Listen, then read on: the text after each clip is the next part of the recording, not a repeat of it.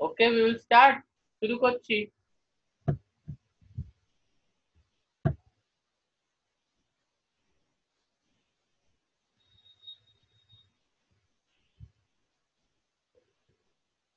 ওকে, recording হচ্ছে তো?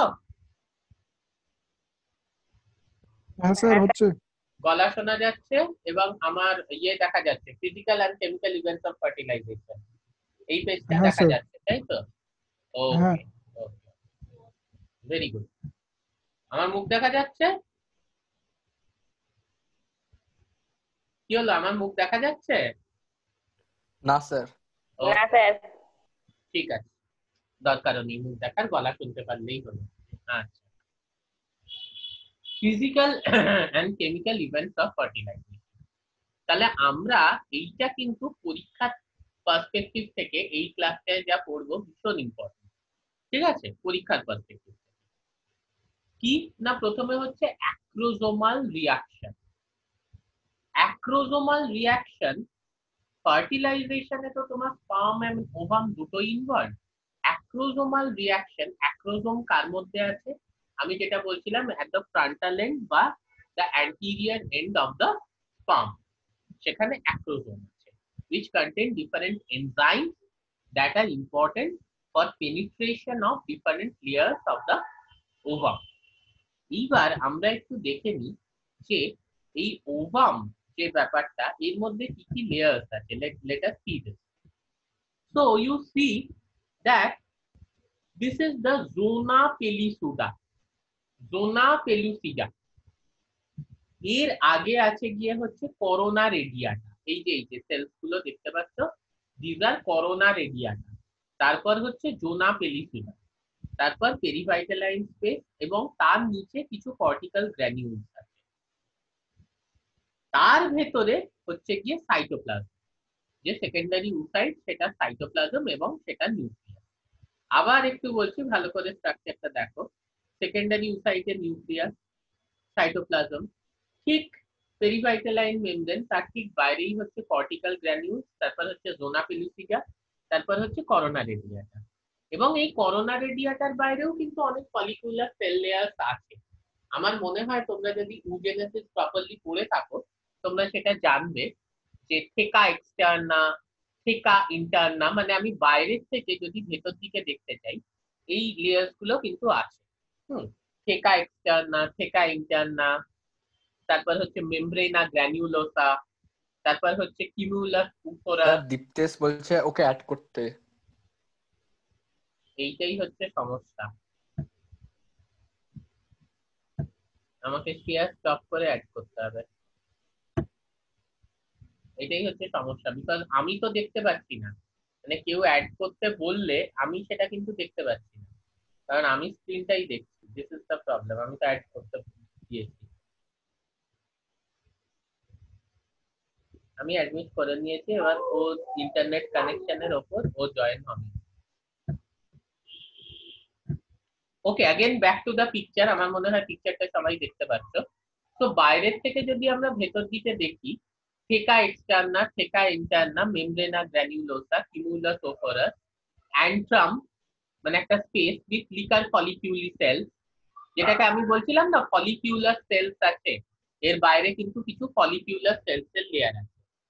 তারপর হচ্ছে করোনা রেডিয়াটা, জোনা পেলুসিডা এবং পেরিভাইটালাইন মেমব্রেন, তার তলায় কর্টিক্যাল গ্র্যানিউল। তাহলে যদি আমরা ভেতর থেকে বাইরের দিকে দেখি, কর্টিক্যাল গ্র্যানিউলস, তারপর জোনা পেলুসিডা, তারপর করোনা রেডিয়াটা, তারপর হচ্ছে গিয়ে ফলিকিউলার সেলস, মানে অ্যান্ট্রাম, একটা free space with liquor folliculi cells. তার বাইরে আছে গিয়ে হচ্ছে কিউমুলাস সুফোরাস, তার বাইরে মেমব্রেনা গ্র্যানুলোসা, তার বাইরে থেকা ইন্টারনা এক্সটার্না। আমি ধরে নিচ্ছি এগুলো তোমরা জানো, যেহেতু তোমরা উজেনেসিস পড়েছো, বলে একটা ওভামের স্ট্রাকচার জানো। এইবার এই যে follicular cells, corona radiata, zona pellucida, এই প্রত্যেকটা লেয়ারকে কিন্তু পেনিট্রেট করতে হবে একটা স্পার্মে, so that it can release, এই যে এখানে কার্সারটা দেখো, so that it can release its pronucleus into the cytoplasm of the secondary oocyte, so that it can release its pronucleus into the cytoplasm of the secondary oocyte. So this is the concept. এবার সেটা কিভাবে হবে, তার জন্য a very important thing is this acrosomal reaction. Now what is this acrosomal reaction? দেখা যাচ্ছে যে after ovulation secondary oocyte যেই ফ্যালোপিয়ান টিউবে বা ওভিডাক্টে রিচ করছে, হ্যাঁ, তখন ক্যাপাসিটেটেড মানে অ্যাক্টিভেটেড স্পার্ম, যেটা আমরা এতক্ষণ পড়ছিলাম, capacitation of sperm, that undergo acrosomal reaction and release various chemicals that are contained in the acrosome. এই কেমিক্যালস বা এনজাইম, দু ধরনের জিনিস আছে, কেমিক্যালস এন্ড এনজাইম, এগুলোকে কালেকটিভলি মানে অল টুগেদার বলা হচ্ছে স্পার্ম লাইসিন। কেন না, this are the lysin release by the sperm which lysins মানে ভেঙে দেয় different layers of the ovum. ঠিক আছে, this are the lysin which lyse বা which ব্রেক, মাথা খারাপ করছে এই দিকতে আমার, which breaks different layers of the ovum. প্রথমেই দেখা যাচ্ছে হায়ালুরিনিডেজ, ইটস অ্যান এনজাইম যেটা কিন্তু হায়ালুরিনিক অ্যাসিড যেটা আছে সেইটাকে ব্রেক করতে সক্ষম। তো এই হায়ালুরিনিক অ্যাসিড এটা কি তৈরি করছে? It forms the ground substance of the follicle cells. ঠিক আছে, ওই যে আমি বলছিলাম যে করোনা রেডিয়াটার বাইরে যে লিকার ফলিকিউলি সেলস আছে বা ফলিকেল সেলস আছে, তার যে গ্রাউন্ড সাবস্টেন্স মানে ফলিকেল সেলস গুলোকে যেগুলো একত্রিত ভাবে ধরে রেখেছে, ফলিকেল সেলস গুলোকে একত্রিত ভাবে ধরে রেখেছে গিয়ে হচ্ছে গ্রাউন্ড সাবস্টেন্সটা। তো সেই গ্রাউন্ড সাবস্টেন্সে যে হায়ালুরিনিক অ্যাসিড আছে সেগুলোকে ব্রেক করে দিচ্ছে হচ্ছে এই হায়ালুরিনিডেজ এনজাইম। ঠিক আছে, তারপরে তাহলে ফলিকেল সেলের লেয়ারটা গেল, তারপর কি আসছে? Corona radiata. Corona penetrating enzyme সেই অ্যাক্রোসোম রিলিজ করে, সেটা কি করছে না, that dissolve the corona radiata layer. ঠিক আছে, করোনা রেডিয়াটা লেয়ারকে কিন্তু ডিসলভ করছে। ফার্দার এরপরে ওই অ্যাক্রোসোম থেকে জোনা লাইসিন বা অ্যাক্রোসিন বলে একটি সাবস্টেন্স রিলিজ হচ্ছে, সেটা কি করছে? It helps to digest the zona পেলুসিন।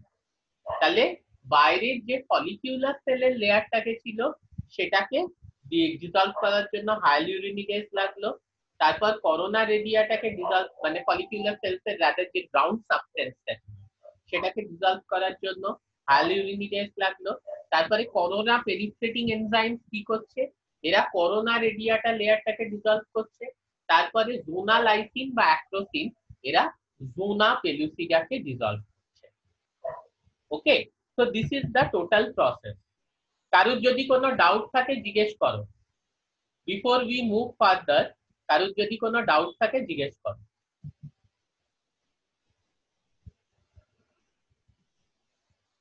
So by this now what happens, এই তিনটে জিনিস হওয়ার পরে যে জিনিসটা হচ্ছে যে স্পার্মটা finally it comes in contact with the cytoplasm of the secondary oocyte. এটা কিন্তু সেকেন্ডারি ওসাইটে সাইটোপ্লাজমের সাথে কন্ট্যাক্ট আসছে। Now it can release its material, specifically its pronucleus within the cytoplasm of the oocyte. Okay, কিন্তু এই যে ব্যাপারটা we have to ensure something, যে only one sperm fertilizes a ovum, কারণ the basic purpose of fertilization is the restoration of the diploid chromosomal number. Fertilization এর basic পারপাসই হচ্ছে the restoration of the diploid chromosomal number মানে 2n. So the sperm is n and the ovum is n. শুক্রাণুতেও n chromosomes আছে, ডিম্বাণুতেও n chromosomes আছে। So one sperm when fuses with one ovum it produces a 2n zygote. ঠিক আছে, so what do we have to see, that multiple sperm doesn't fertilize the ovum, তাহলে কিন্তু একাধিক n চলে আসবে বা একাধিক সেকেন্ডারি একাধিক স্পার্ম প্রোনিউক্লিয়াস কিন্তু সেকেন্ডারি ওসাইটের সাইটোপ্লাজমে চলে আসবে। So this is called polyspermy, যেখানে একাধিক স্পার্ম একটা ওভামকে ফার্টিলাইজ করছে। Now we have to prevent this polyspermy and we have to ensure monospermy, যাতে একটা স্পার্ম একটা ওভামকে ফার্টিলাইজ করে। ঠিক আছে, এইবার এই যে টোটাল অ্যাক্রোসোমাল রিয়াকশনটা হচ্ছে, এগুলো কয়েকটা ফ্যাক্টরের উপর depend. What are this factor? একটা হচ্ছে optimum pH, calcium magnesium ion concentration. তাহলে pH, calcium magnesium concentration, temperature, এই প্রত্যেকটা জিনিসের উপর কিন্তু অ্যাক্রোসোমাল রিয়াকশন ডিপেন্ড করছে। ওকে, এখানে একটা কথা বলে রাখি যে ক্যালসিয়াম কিন্তু একটা খুব ইম্পর্টেন্ট রোল প্লে করে ইন মানে calcium ion Ca2+ ion in acrosomal reaction. ক্যালসিয়ামের অ্যাবসেন্সে, in the absence of calcium, fertilization কিন্তু হয়। ঠিক আছে, এই অ্যাক্রোসোমাল রিয়াকশনের জন্য এবার কি হচ্ছে যে স্পার্মের যে plasma membrane that fuses with the plasma membrane of the secondary oocyte। ঠিক আছে, এবং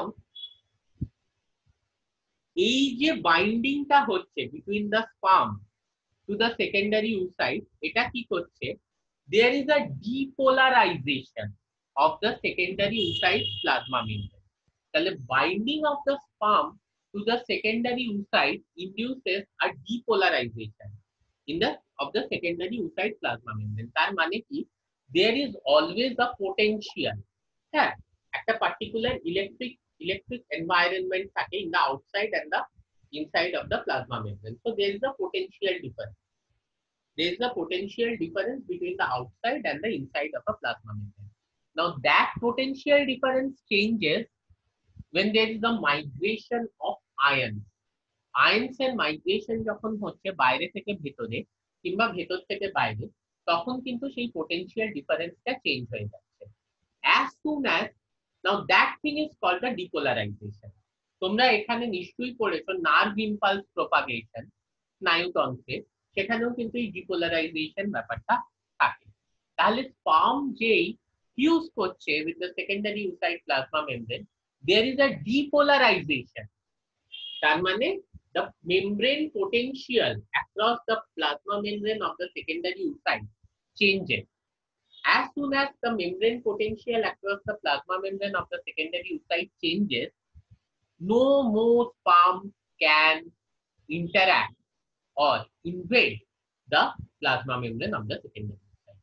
তার মানে যে মুহূর্তে ডিপোলারাইজেশন হচ্ছে বা মেমব্রেন পোটেনশিয়াল চেঞ্জ হচ্ছে across the plasma membrane of the secondary oocyte, এরপর কিন্তু আর কোনো স্পার্ম আসতে পারবে না যেটা আর কি তোমার বাইন্ড করতে পারবে with the plasma membrane of the secondary oocyte. So that ensures monospermy, মানে entry of one sperm into the oocyte. And this process যেখানে কি membrane potential change হচ্ছে by the regulation by calcium, and it stops the entry of further sperm. This is called fast block tooth polyspermy. এই যে depolarisation হওয়ার জন্য যে change হচ্ছে the membrane potential, আর যার জন্য স্পার্ম এন্ট্রি করতে পারছে না আরেকটা, এটাকে বলা হচ্ছে ফাস্ট ব্লক টুথ পলিস্পার্মি। তাহলে এটা যদি ফাস্ট ব্লক টুথ পলিস্পার্মি হয়, তাহলে there is something which is called a slow block tooth polyspermy as well. এই স্লো ব্লক টুথ পলিস্পার্মিকে বলা হচ্ছে গিয়ে কর্টিক্যাল রিয়াকশন। তাহলে acrosomal reaction that is mediated by sperm. এবার সেকেন্ড ইম্পর্টেন্ট জিনিস যেটা হচ্ছে গিয়ে তোমার ফার্টিলাইজেশনের event, that is cortical reaction. Cortical reaction কি হচ্ছে, হ্যাঁ, যে just after the fusion of the sperm and the plasma membrane of the secondary oocyte, ঠিক আছে, একটা কর্টিক্যাল রিয়াকশন শুরু হচ্ছে। এইগুলোকে দেখো, একটু কার্সার ফলো করো, these small granules, these are cortical granules, ঠিক আছে, যেটা কিন্তু এই যে মেমব্রেনটা আছে সেকেন্ডারি oocyte তার তলায় আছে। তো this is called the cortical granule. এবারে এই কর্টিক্যাল গ্র্যানিউল কি করছে, দিস কর্টিক্যাল গ্র্যানিউলস, এখানে দেখো এই যে কর্টিক্যাল গ্র্যানিউলস গুলো, আর this is the plasma membrane, এরা কিন্তু প্লাজমা মেমব্রেনের সাথে ফিউজ করছে, হ্যাঁ, এবং এই যে কর্টিক্যাল গ্র্যানিউলস গুলো, এগুলো এই প্লাজমা মেমব্রেনের সাথে ফিউজ করছে। এই কর্টিক্যাল গ্র্যানিউলস গুলো, I hope everybody all of you can see this fuses with the plasma membrane. আরেকটা নিচে যদি আরেকটু ভালো দেখা যায়,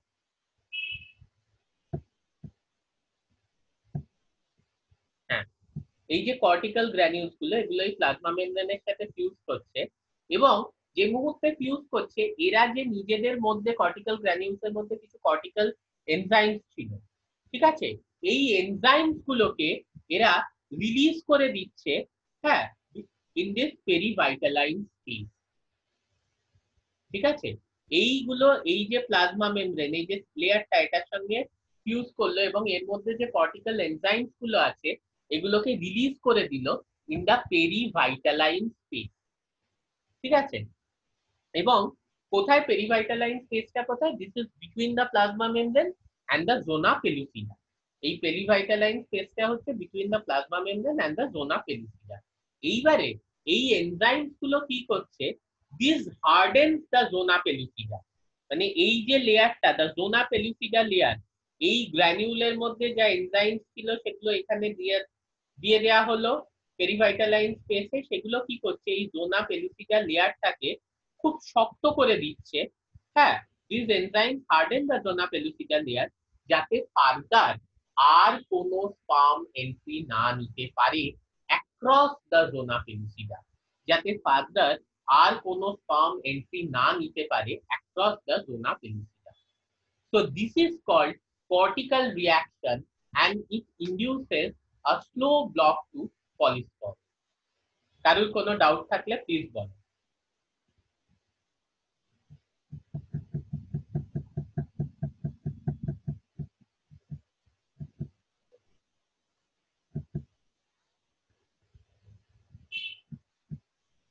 Okay, so let us proceed further. এই কর্টিক্যাল রিয়াকশন এরপর এবার একটু আমরা স্পার্ম এন্ট্রিটা দেখি। হ্যাঁ, এই যে পয়েন্টে স্পার্মের সাথে কন্ট্যাক্ট হলো ওই পয়েন্টে সেকেন্ডারি ওসাইট কি করবে? একটা প্রজেকশন তৈরি করবে, একটা কোনের মতো একটা প্রজেকশন তৈরি করবে, যেটাকে আমরা বলে থাকি ফার্টিলাইজেশন কোন। হ্যাঁ, এই যে fertilization cone, I will show you in this diagram. এইরকম জায়গায় যেখানে স্পার্মের এন্ট্রি, একটাই স্পার্মের এন্ট্রি হয়, ছবিটা আবার দুটো দেখিয়েছে কেন জানি না। আর দেখো এইগুলো হচ্ছে কর্টিক্যাল এনজাইম। এই জায়গাটায় কিন্তু জোনা পেলুসিডা খুব স্ট্রং হয়ে গেছে, ফলে এখান থেকে আর স্পার্ম এন্ট্রি হবে না। এই জায়গাটায় একটা কোন লাইক স্ট্রাকচার তৈরি হবে, this is called the fertilization কোন।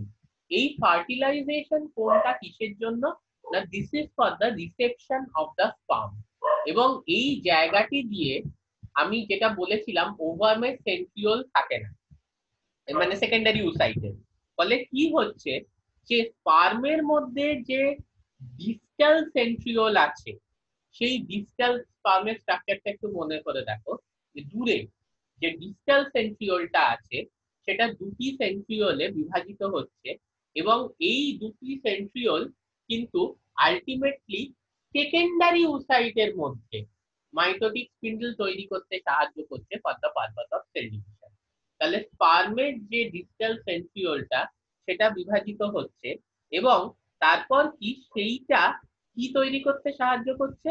না, সেটা তো ডিস্টাল সেন্ট্রিওলটা বিভাজিত হচ্ছে এবং সেইটা ইয়ের মধ্যে তোমার সেকেন্ডারি ওসাইটের মধ্যে গিয়ে মাইটোটিক স্পিন্ডল তৈরি করতে সাহায্য করছে for the purpose of cell division. কারণ ম্যামেলিয়ান সেকেন্ডারি ওসাইট, হ্যাঁ, বা তার মধ্যে কিন্তু কোনো নিজস্ব সেন্ট্রিওল থাকে না, ফলে একমাত্র স্পার্ম যখন নিজের ডিস্টাল সেন্ট্রিওলটাকে বিভাজিত করে দুটো সেন্ট্রিওল তাকে দিচ্ছে, তখনই কিন্তু সে ফার্দার মিওসিস টুটা কমপ্লিট করতে পারে। তো the take home message is যে একটা প্রজেকশন লাইক স্ট্রাকচার তৈরি হয়, দিস ইজ কল্ড ফার্টিলাইজেশন কোন at the reception point of the sperm. এইটাকে কোন অফ রিসেপশনও বলা হয় আর ফার্টিলাইজেশন কোনও বলা হয়, যেটার সাহায্যে কি আমরা স্পার্মটাকে রিসিভ করছি। নাও ক্যারিওগ্যামি বা অ্যাম্ফিমিক্স এইবারে একটু আমরা দেখি। তাহলে স্পার্ম কি করছে? হ্যাঁ, যে মুহূর্তে এন্ট্রি নিচ্ছে সেকেন্ডারি ওসাইটের মধ্যে, সে তার সেন্ট্রিওল দিয়ে দিল। এইবারে secondary oocyte meiosis to complete করলো এবং সে একটা হ্যাপ্লয়েড ম্যাচিওর ওভাম তৈরি করবে along with a secondary polar body. একটু জেনেসিসটা মনে করে দেখো, এক্ষুনি ক্লিয়ার হয়ে যাবে। তো কি হলো, স্পার্মের এন্ট্রি কি করলো, সেকেন্ডারি উসাইট কিন্তু এবার যেটা বন্ধ ছিল, যে মিওসিস 2টা বন্ধ বা সাসপেন্ডেড অবস্থায় ছিল, সেটাকে কমপ্লিট করলো এবং একটা হ্যাপ্লয়েড ম্যাচিওর ওভাম কিন্তু তৈরি হলো। ওকে, এইবারে স্পার্মের হেডটা which contains the nucleus separates from the middle piece and tail and becomes a male pronucleus। তার মানে এইখানে একটা জিনিস দেখো, সেইটা হচ্ছে এই যে this is the head of the sperm. একটু প্লিজ ফলো করবে কার্সারটাকে। এই যে সামনের পোর্শনটা, this is the head of the sperm. এইখানে এই ইন্টারঅ্যাকশনটার পর এই যে মিডল পিস এবং এই যে টেল অফ দ্য স্পার্ম, এই যে লেজটা এবং মিডল পিস, আর এটা হচ্ছে কি হেড। হেড, তারপর হচ্ছে নেক, তারপর হচ্ছে মিডল পিস, তারপর হচ্ছে টেল। এই হেডটা কিন্তু এবার এই মিডল পিস এবং টেলের থেকে আলাদা হয়ে গেল এবং নিজের যে প্রোনিউক্লিয়াসটা, এই যে this is the sperm pronucleus or the haploid nucleus of the sperm, it is getting release inside the cytoplasm of the secondary oocyte. Okay, it is getting released into the cytoplasm of the secondary oocyte. ঠিক আছে, also যেটা দেখা যাচ্ছে যে এর পরে এবং এই যে প্রোনিউক্লিয়াস মেলের যে নিউক্লিয়াসটা রিলিজ হলো, এটাকে আমরা বলছি male pronucleus. It is called the male pronucleus. Secondary polar body, যেটা সেকেন্ডারি উসাইটের মিওসিস 2 কমপ্লিট করার পর তৈরি হয়েছিল along with the ovum, that degenerate, আর স্পার্মের যে টেল ছিল ওটাও কিন্তু ডিজেনারেট করে যাচ্ছে। Those structures are no more needed. এইবারে সেকেন্ডারি উসাইট যখন মিওসিস 2 কমপ্লিট করে একটা হ্যাপ্লয়েড ম্যাচিওর ওভাম তৈরি করলো, সেকেন্ডারি উসাইট যখন মিওসিস 2 কমপ্লিট করে একটা হ্যাপ্লয়েড ম্যাচিওর ওভাম তৈরি করলো, তখন সেই ওভামের মধ্যে যে নিউক্লিয়াসটা রয়েছে সেটাকে আমরা বলে থাকি গিয়ে হচ্ছে ফিমেল প্রো নিউক্লিয়াস। সেটাকে আমরা বলে থাকি গিয়ে হচ্ছে ফিমেল প্রো নিউক্লিয়াস। ওকে, যেটা ওভামের মধ্যে, ম্যাচিওর ওভামের মধ্যে যে হ্যাপ্লয়েড নিউক্লিয়াসটা রয়েছে। হ্যাঁ, এবং এবারে তাহলে স্পার্মের থেকে যে মেল প্রোনিউক্লিয়াস এবং ওভামের যে ফিমেল প্রোনিউক্লিয়াস, দুটো একে অপরের দিকে মুভ করতে শুরু করলো। তাদের চারদিকে যে নিউক্লিয়ার মেমব্রেনটা, সেটা ডিসইন্টিগ্রেট করে গেল। হ্যাঁ, এবং নিউক্লিয়ার মেমব্রেন ডিসইন্টিগ্রেট করে গেলে কি, এবার ক্রোম্যাট কি রয়ে গেল, শুধু ক্রোমোজোমস গুলো রয়ে গেল। এইবারে now there is a mixing of chromosomes of a sperm and an ovum. Now the nucleus of this male pronucleus as well as the female pronucleus, এইটার যে নিউক্লিয়ার মেমব্রেনটা, এটার যে নিউক্লিয়ার মেমব্রেনটা, সেটা আস্তে আস্তে ডিসইন্টিগ্রেট করে যাচ্ছে। তাহলে যে ক্রোমোজোমস গুলো, সেগুলো এবার অফ দ্য স্পার্ম বা মেল প্রোনিউক্লিয়াস এন্ড দ্য ফিমেল প্রোনিউক্লিয়াস, তার ক্রোমোজোমস গুলো কি হচ্ছে, একে অপরের সাথে মিক্সিং হচ্ছে। ঠিক আছে, this process is known as karyogamy or amphimixing, that is the mixing of chromosomes of a sperm and an ovum. Now fertilization is complete and the fertilized ovum, কারণ দেখো সাইটোপ্লাজমটা কিন্তু পুরোপুরি ওভামে, স্পার্ম শুধু কন্ট্রিবিউট করেছে একটা male pronucleus, that is the haploid male nucleus. ঠিক আছে, এছাড়া কিন্তু ও কিছু কন্ট্রিবিউট করে। তাহলে এই যে ফার্টিলাইজড ওভামটাকে, এই অবস্থায় after the process of karyogamy or amphimixis, it can now be called as a zygote. তাহলে জাইগোটটা হচ্ছে কিন্তু again the diploid condition, that is the 2n condition having 46 chromosomes is restored. ঠিক আছে, but it is unicellular. জাইগোটটা কিন্তু unicellular, but it has got 46 chromosomes in human. হ্যাঁ, এবং এই অবস্থায় জাইগোট ফরমেশনের পর এবার আমরা বলতে পারি নাও দ্য মাদার ইজ প্রেগনেন্ট। ওকে, কারুর কোনো প্রশ্ন?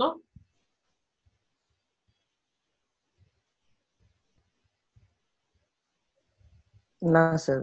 ওকে, ঠিক আছে, কোনো ব্যাপার না। তোমরা এটা পুরোটা ভিডিওটা 3-4 বার করে দেখে নাও, দেখে নিয়েও আমাকে কোয়েশ্চেন করতে পারো, কোনো অসুবিধা নেই। কারণ সঙ্গে সঙ্গে হয়তো অনেকেরই পুরোটা ক্লিয়ার নাও হতে পারে।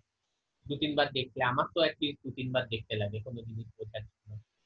তারপর হচ্ছে গিয়ে অ্যাক্টিভেশন অফ এগ। হ্যাঁ, এবারে এগের অ্যাক্টিভেশন কিভাবে হচ্ছে, that is another event of fertilization. Sperm entry কি করছে না, এইবার কিন্তু যে সেকেন্ডারি ইউসাইট তার মধ্যে মেটাবলিজমটা খুব বেশি করে দিচ্ছে। ঠিক আছে, কেন না, মিওসিস টু কমপ্লিট করতে হবে and the further the zygote has to develop. তাহলে স্পার্মের এন্ট্রি কিন্তু it stimulates the metabolism in the zygote. As a result, cellular respiration এবং protein synthesis. Cellular respiration means ATP synthesis, which is prerequisite for protein synthesis. Both increases greatly. হ্যাঁ, তাহলে এই যে এগের মধ্যে ATP synthesis, protein synthesis এবং metabolic rate বাড়ছে during the course of meiosis 2 and formation of zygote, that is actually stimulated by the entry of sperm. ঠিক আছে, তাহলে এরপরে আমরা লাস্ট পোর্শনটুকুতে চলে এসেছি, সেটা হচ্ছে খুব ইজি। হ্যাঁ, সিগনিফিকেন্স অফ ফার্টিলাইজেশনের পরে এতক্ষণ আমরা যা পড়লাম এই পুরোটাই কিন্তু আমরা হিউম্যানে পড়লাম। ওকে, এইবার আমরা একটা জিনিস যেটা পড়বো সেটা হচ্ছে সি আর্চিনে। এফআর লিলি বলে 1914-এ সি আর্চিন মানে একটা একাইনোডার্মাটা, তোমরা জানোই সমুদ্রে পাওয়া যায় আর কি, শুধু সমুদ্রেই পাওয়া যায়, তাতে কিছু ফার্টিলাইজেশন ইভেন্ট স্টাডি করেছেন। তিনি একটা থিওরি দিয়েছেন যেটাকে বলা হচ্ছে গিয়ে ফার্টিলাইজেশন থিওরি। এখানে কি বলছেন যে ওভাম যেটা আছে, হ্যাঁ, সেটা কি করছে, সে that secretes a chemical name fertilizing, একটা গ্লাইকোপ্রোটিন মানে প্রোটিন প্লাস কার্বোহাইড্রেট পলিস্যাকারাইড যার মধ্যে আছে, এই ধরনের একটা গ্লাইকোপ্রোটিন, প্রোটিন প্লাস কার্বোহাইড্রেট, সেই সাবস্টেন্সটাকে বলা হচ্ছে ফার্টিলাইজিং। আর স্পার্মের সারফেসে কি আছে, অ্যান্টি ফার্টিলাইজিং আছে। ঠিক আছে, অ্যান্টি ফার্টিলাইজিং আছে। এই যে দেখো ছবিটা একটু দেখবে, এই যে স্পার্মের সারফেসে যে জিনিসগুলো বেরিয়ে রয়েছে, ঠিক আছে, এরকম করে করে এই যে এইটা কিংবা এইটা, this are called anti fertilizing. এবং ওভাম একটা সাবস্টেন্স সিক্রিট করছে যেটা হচ্ছে ফার্টিলাইজিং। এই ফার্টিলাইজিং এই অ্যান্টি ফার্টিলাইজিং কে বাইন্ড করছে। ওকে, এই ফার্টিলাইজিং এই অ্যান্টি ফার্টিলাইজিং কে বাইন্ড করছে। The fertilizing of an egg interact with the anti-fertilizing of a sperm of the same species. কারণ আমাদের একটা জিনিস বুঝতে হবে যে একাইনোডার্মাটা বা সি আর্চিন, তাদের মধ্যে যে ফার্টিলাইজেশন ইভেন্টটা হচ্ছে দ্যাট ইজ এক্সটার্নাল ফার্টিলাইজেশন, মানে জলের মধ্যে ফার্টিলাইজেশন হচ্ছে। জলের মধ্যে স্পার্ম ইজ রিলিজ, জলের মধ্যে এগ ইজ রিলিজ। তাহলে জলের মধ্যে তো কত স্পিসিস আছে, তাদের স্পার্ম তাদের এগ আছে। So how to make sure that a sperm of a particular species fertilizes the egg বা secondary oocyte of a particular species? Running out of time, okay, we will finish. Sperm of a particular species fertilizes the ovum of a particular species. এই যে species স্পেসিফিসিটিটা, এটা যদি একটা aquatic এনভায়রনমেন্টে রাখতে হয় যেখানে একাধিক স্পিসিসের স্পার্ম ওভাম আছে, তখন কি there should be a signal between the two. তাহলে স্পার্মের সারফেসে রিসেপ্টরস আছে, হ্যাঁ, which is called the anti-fertilizing, which binds with the fertilizing of the egg released, fertilizing released by the egg of the same species. So this is to determine the specificity. এই যে ইন্টারঅ্যাকশনটা হচ্ছে to fertilizing and anti fertilizing between the sperm and the egg, এটার জন্য কি হচ্ছে যে এই যে স্পার্ম গুলো এগুলো কিন্তু এগের সারফেসে স্টিক করে থাকছে, এবং এই ধরনের এগের চারদিকে সারফেসে এই স্পার্মের যে সংগঠিত হওয়া, এই ব্যাপারটাকে বলা হচ্ছে গিয়ে কিন্তু অ্যাগ্লুটিনেশন। দি অ্যাডহেশন মানে চিপকে যাওয়া of the sperm to the egg of the same species through chemical recognition is known as agglutination. একটা chemical recognition এর মাধ্যমে। What is that? There is an anti-fertilizing which binds মানে anti-fertilizing within the sperm surface which binds with the fertilizing of the egg of the same species, and this interaction around the egg surface, the adhesion of sperm to the egg of the same species, to this kind of chemical recognition, এটাকে আমরা agglutination বলছি। তো this is an example যেভাবে ফার্টিলাইজেশনে কিন্তু species স্পেসিফিসিটিটা maintain করা যায়। Now let us see some significance of fertilization. ফার্টিলাইজেশনের কিছু কিছু সিগনিফিকেন্স হচ্ছে যেটা আমরা সবার আগে বলেছি, it restores the diploid number of chromosome.